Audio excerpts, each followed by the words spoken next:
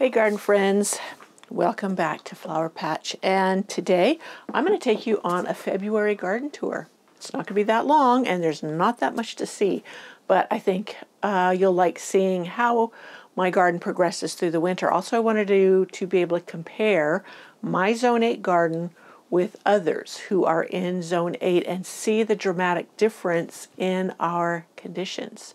So other than that, I'm going to be dinking around in this greenhouse today. Oh, my goodness, my little primrose obviously needs some water.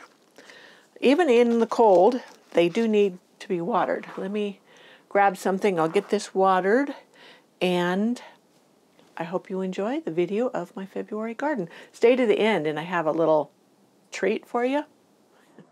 So here we are, our February garden. As you can see, there's not a whole lot I can do right now, other than just wait. This is the front garden, and everything is just buried. We got a fresh few inches yesterday of snow, but today, let me point you up. Look, the sun is shining. It's a frigid 27 degrees. I am in Zone 8. And I had just seen a fellow gardener post a video on her Zone 8 garden, and she's out looking at her daffodils and other things growing, and she's weeding a bit. Well, it looks like it's going to be a while for me. Now let's go around to the side garden. So here is our side garden, and right there is my Tess roses. Well, that's one. And here is the other. They're in the half wine barrels. And I have clematis in those barrels with them.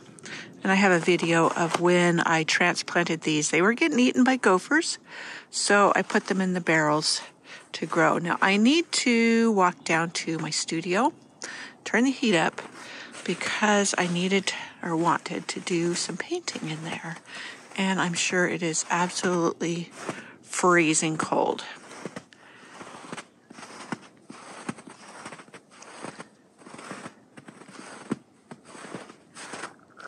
So I have a blog post on building my studio, as well as plans that anybody could build one for themselves. Oh, look at that gorgeous sun coming out. Now you see my clematis there. It's all covered with snow. This poor rose has got dumped over.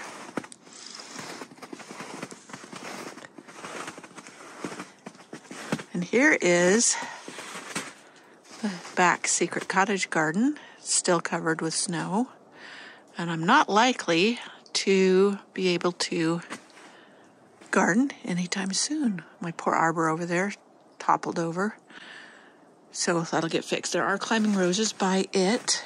I have some plans for this back garden. A lot more roses, I think. Roses do good back here. And I love roses, so that's something I'm planning on doing. I will spend some time in my greenhouse today.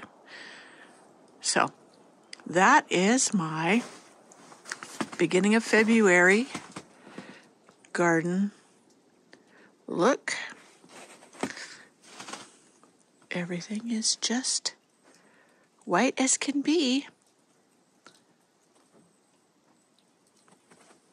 Not a whole lot to see. Let's see, go walk around the studio a little bit. This is my pear tree that had to come down. The heavy snow in early November busted it and pulled it up, and it's basically done for. I will finish taking it up soon. I'm squishing through the snow, so I'm jerking.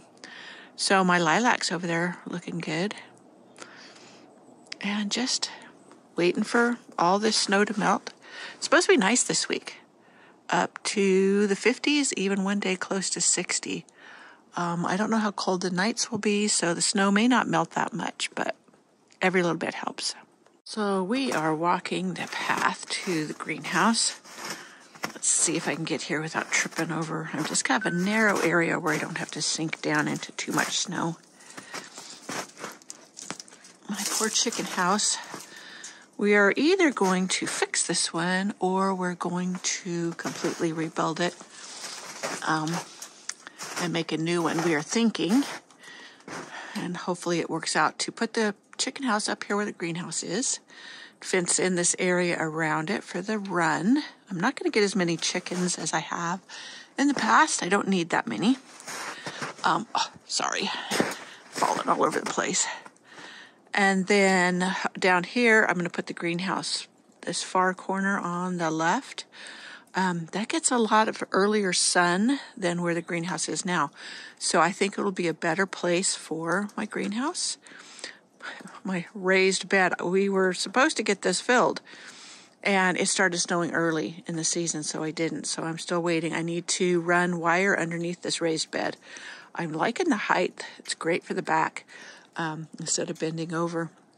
But the gophers are horrible, so I need to line the bottom before we finish filling it up. And I'm not even sure I'm going to keep it here. I keep changing my mind. And once we got it up, seeing how big it is. This is from Vigo Garden Beds. Vigo Beds, I'll put the name up on the screen. But they sent this to me to try, and so far it's doing good, but I haven't filled it or done anything with it. So, as I said, my poor chicken house. If we decide to keep this here for whatever reason, it will get fixed up and painted. It just looks deplorable. And my greenhouse looks like the door is partially open. I wonder if some critter was getting in there. They do like to get in there for some reason. Now this barrel right here, this, usually whatever comes up from seed, I've had foxgloves in here, whatever. This year I planted the seeds from my Lauren's grape poppy. And then I was going to seed somewhere out front, and the mice got into the greenhouse and ate them. I didn't know that they would eat them, but they did. So, yeah, lots of things been out here. Look at this, got knocked over. It's one of my seed sowing things. Let's see. Which one is this? Okay. Oh, sorry. I'm not looking at it. Anyways.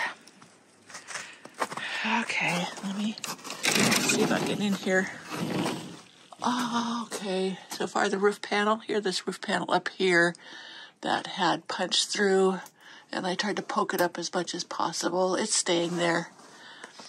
So, anyways, my greenhouse in dire need of some cleanup. The snow that's on it's kind of making it dark in here, but that will melt off today. So, and my little parabolic heater that keeps me toasty when I'm working in here. And some bulbs that I failed to get planted, and some strawberries. I will get those potted up sometime soon, if not today. Okie dokie, yeah. We just got back from a week away, so now I've got to get back in gear and figure out what I need to get done first. There's, as usual, tons of things on the list. So again, this is my Zone 8 garden.